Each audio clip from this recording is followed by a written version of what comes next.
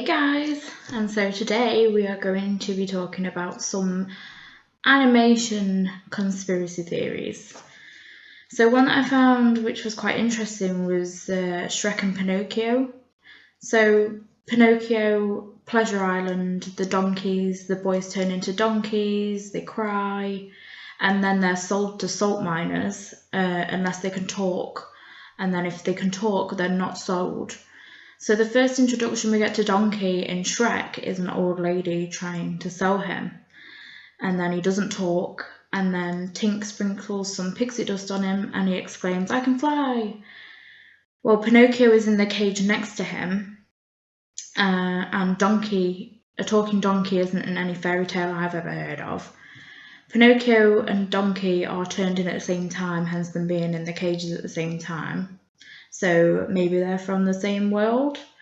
Also, in Shrek the Third, Donkey gets flashbacks and says, "Oh no, flashbacks, wedgies and swirlies." I can't imagine a donkey getting a wedgie or a swirly. So does that mean maybe it was human once? And also in Shrek the Third, when Puss and Donkey switch bodies, Puss can't stop hee-hawing. Now in Pinocchio we see this as well on Pleasure Island when Pinocchio laughs and he can't stop hee-hawing, and Donkey then says, "You'll learn to control that eventually." So that kind of just confirms it a little bit more. Another one is SpongeBob's inhabitants are the result of a nuclear arms testing. So in the 1940s there was nuclear arms testing at Bikini Atoll. And looking at the professional and official Nickelodeon synopsis of SpongeBob, it says that Bikini Bottom is located directly below Bikini Atoll. So basically all of the inhabitants in Bikini Bottom are mutations of sea life. In Pokemon, Ash is in a coma.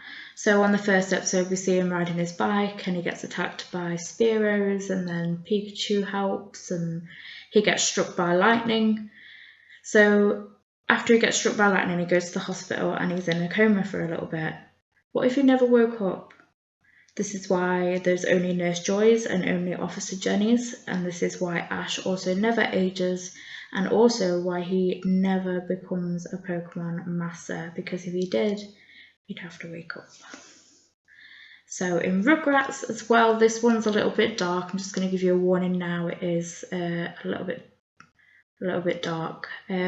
So all of the babies are the imagination of Angelica. She is the protagonist in this show, and that's because she does not have a good relationship with her father, and her mother is clearly too busy. You always see her on the phone or making business meetings, so she makes up the babies to compensate for the attention that she's missing.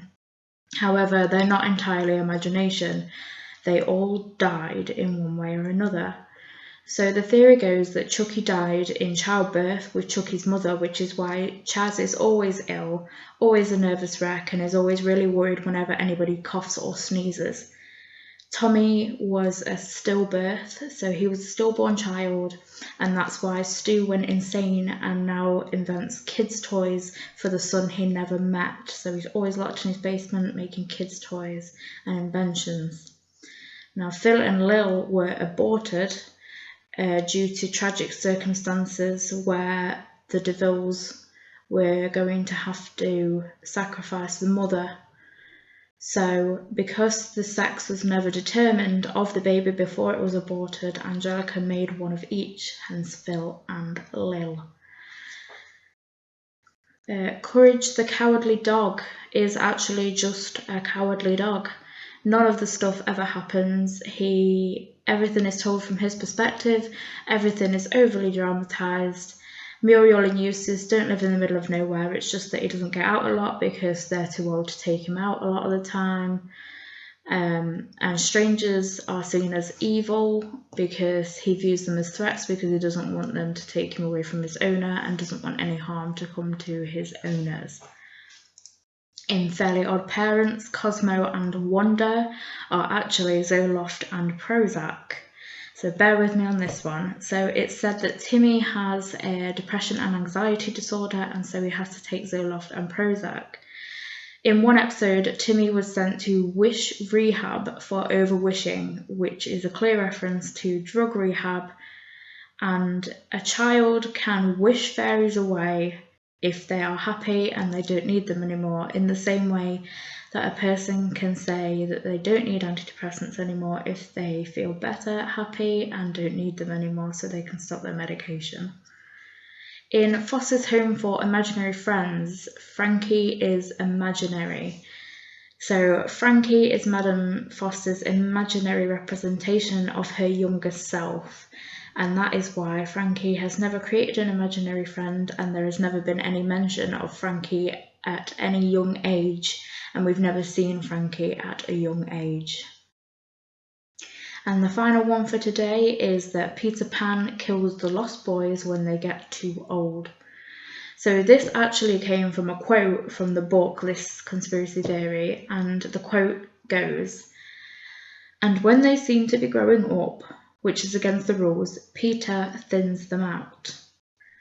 Now, culling is done as Peter hates grown-ups, and the reason Peter hates grown-ups so much is because he has hatred for his own mother, who abandoned him before he found Neverland.